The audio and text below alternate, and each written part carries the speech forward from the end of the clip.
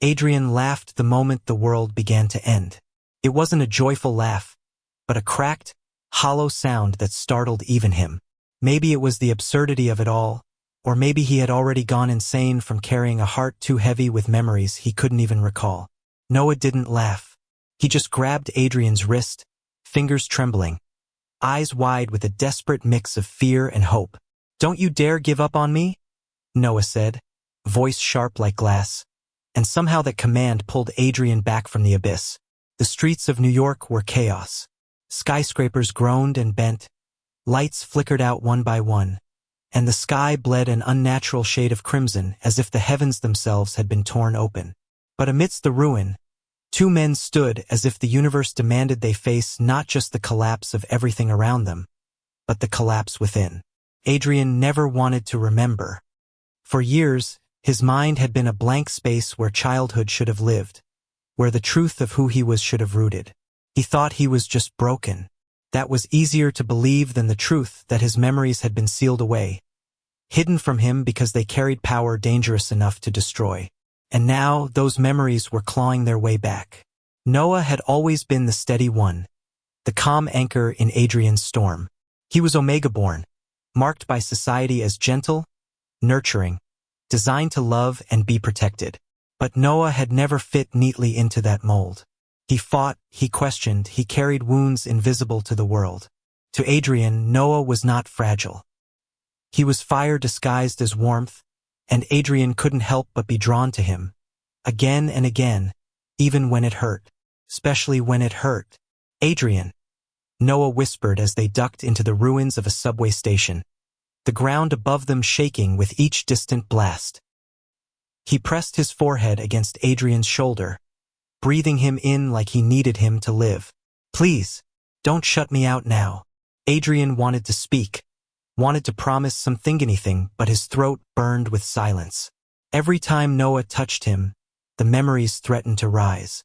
Flashes of blood, of chains, of voices calling his name in both worship and fear. He didn't know if he was meant to be savior or executioner, and he was terrified of what Noah would see if the truth finally tore free. But Noah didn't let go. Not when the world was falling apart.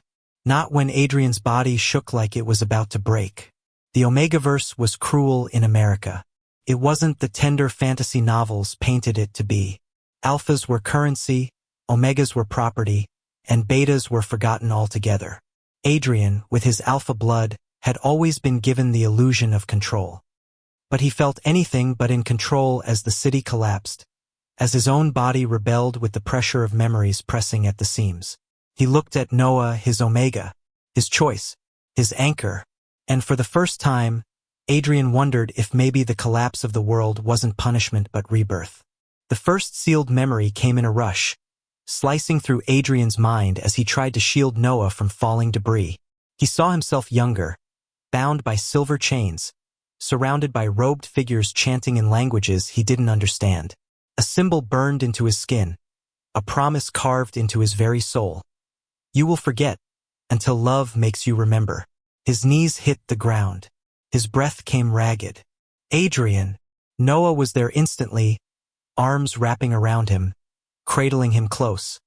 Noah's scent warm, grounding, a hint of cinnamon flooded Adrian's senses, pulling him back from the edge of madness. I remember," Adrian choked, gripping Noah's shirt so tightly it might tear. "They sealed me. My parents, the elders. They sealed me to stop it. To stop me." "Stop you from what?" Noah's voice trembled, but not with fear, never with fear of Adrian. Adrian lifted his gaze, eyes raw and wet. "From destroying everything." Outside, the city screamed. Inside, the two of them clung to each other, hearts beating against ribs like drums of war. Adrian had never felt so powerless. And yet, Noah's touch made him feel like maybe, just maybe, power wasn't the only thing that mattered. Maybe love mattered more. But in a world where alphas were bred to dominate and omegas were chained by expectation, love was rebellion. And rebellion had a cost. Noah tilted Adrian's chin, forcing him to meet his eyes.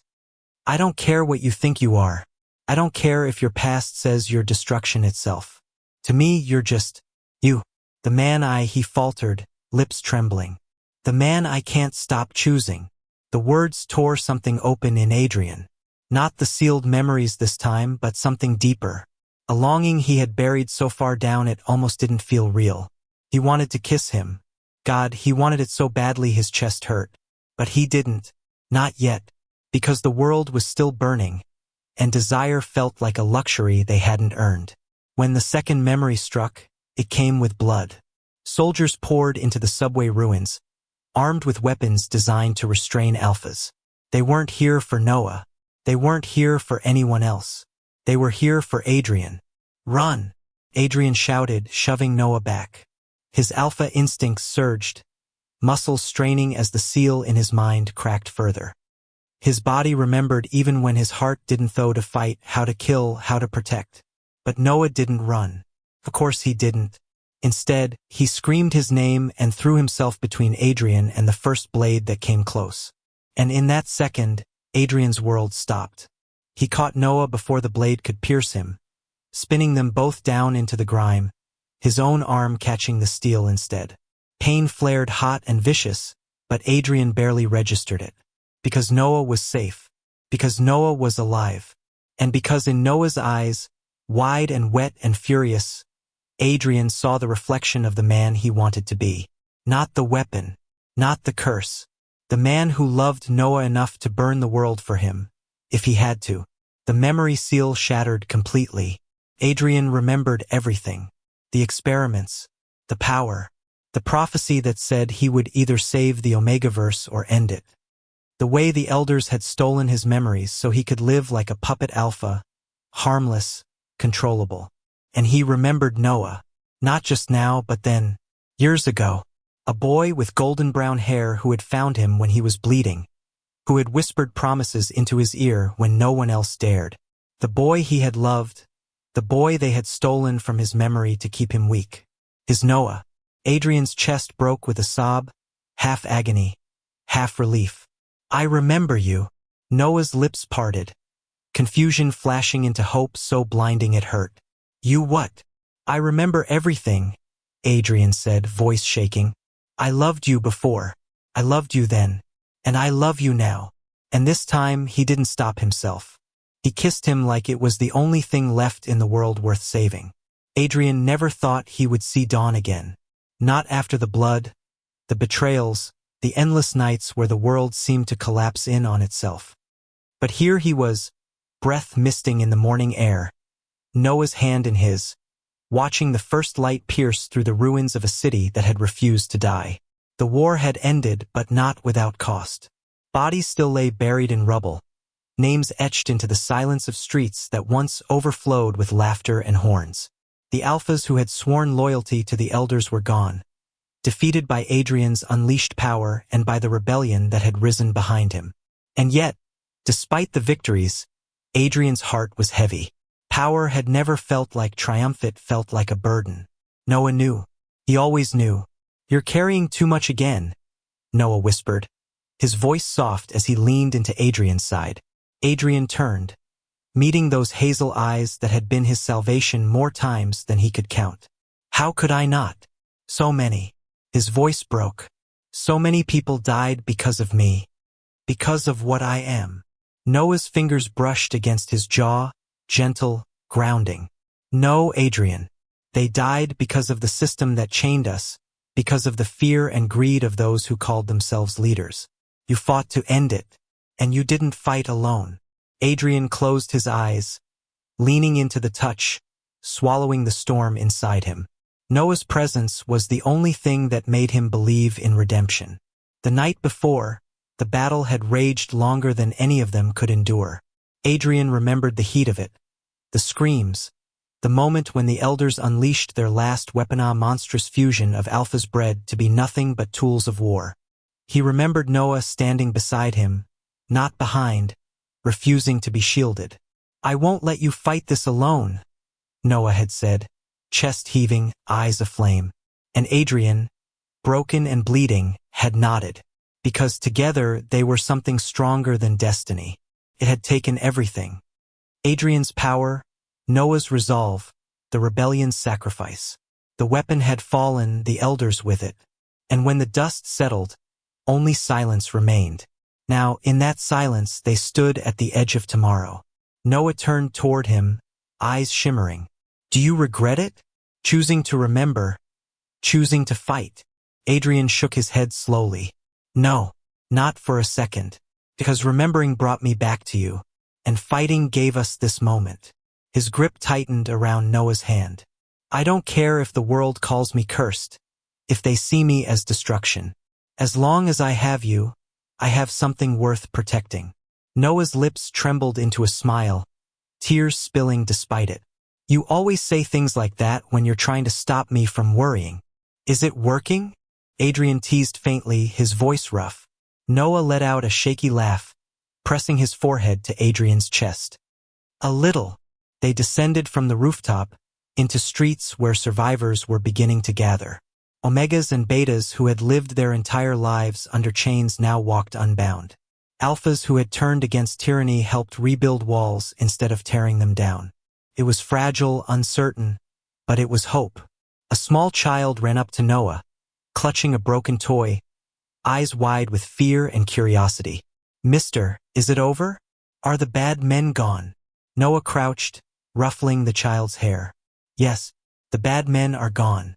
But it's up to all of us to make sure they never come back. The child nodded solemnly, then darted away, laughing, and for a moment, the world didn't feel so broken. Adrian watched Noah with an ache in his chest. He had fought battles with blood and fire, but Noah fought with gentleness, with love, and somehow his victories felt deeper. As night fell again, the city glowed with makeshift lanterns strung between ruins.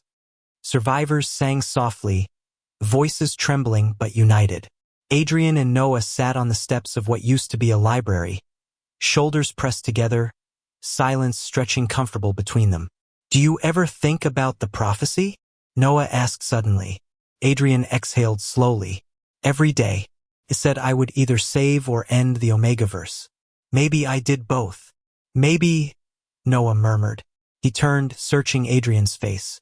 But I don't think it was ever about destiny. It was about choice. And you chose love, Adrian. You chose us. The words hit him harder than any weapon had. Adrian swallowed, his throat tight. He tilted Noah's chin, meeting his eyes in the flicker of lantern light. Then let me choose again. He kissed him, slow and unhurried. No battlefield to rush them, no chains to keep them apart. Just two men, bruised and scarred, daring to believe in something gentle. Noah melted into it, fingers tangling in Adrian's hair, lips tasting of salt and sweetness. When they broke apart, both breathless, Noah whispered, You don't know how long I dreamed of this. Adrian rested his forehead against his. I do, because I dreamed it too. Weeks turned into months. The city healed in fragments, brick by brick, heart by heart. Adrian helped lead not as a ruler but as a protector. Noah became a voice for Omegas, his words reshaping what society could mean. Together, they weren't symbols of war anymore, they were symbols of what came after. And still, in quiet moments, Adrian would wake at night, trembling from memories of chains and blood. Always Noah was there, whispering him back to calm, reminding him that he was more than the scars. And Noah too carried ghosts. Nights when he flinched from echoes of past captivity, from the way society had treated him as less. In those moments, Adrian held him close, reminding him that he was more than the world's cruelty. They healed each other, slowly, imperfectly, but together. One spring morning, as the first flowers bloomed in cracked sidewalks, Noah stood with Adrian at the rebuilt bridge overlooking the river. The sun painted the water gold, and Noah's eyes glowed brighter than the dawn itself. Do you ever wonder, Noah said softly, what we would have been if they hadn't stolen your memories? If we had been allowed to love freely all those years ago? Adrian smiled, a rare, unguarded smile. I used to, but not anymore, because we're here now, and maybe that's even stronger than what we lost. Noah's chest rose with a deep breath, his hand finding Adrian's, fingers weaving effortlessly. So what now? What do we do with this second chance? Adrian pulled him close, wrapping an arm around him as the city stirred awake below. We live. We fight if we must. We love without fear.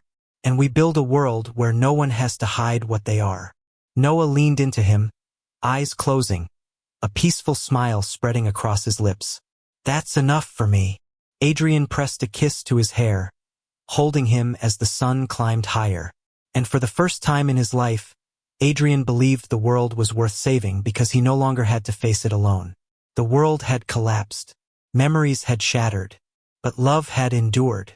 And in the arms of Noah, Adrian found not just the strength to fight, but the courage to finally live. Thank you for listening. Don't forget to like and subscribe to stay updated with the latest videos.